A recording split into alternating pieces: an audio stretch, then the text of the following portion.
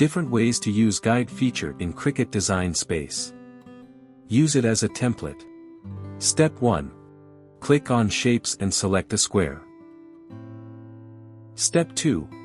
After the square loads in the canvas, click on the operation drop-down and select Guide. Step 3. Resize the guide to the same size as your design. Step 4. Then go to Images, select a design, and resize it using the guide. Step 5. When you click on Make It, you'll see that guide does not print or cut. Use it to size print then cut design. Step 1. First, create or add the design to Cricut Design Space. Step 2. Click on Shapes and select Square. Step 3. Unlock the square from the toolbar and resize it.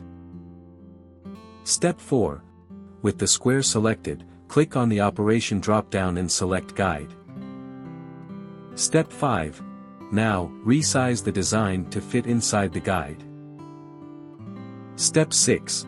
Once done, select everything and click Attach. For more such help and information, visit us at www.manimaker.com or call us at +1 786 866 5932 +44 020 3983 0480.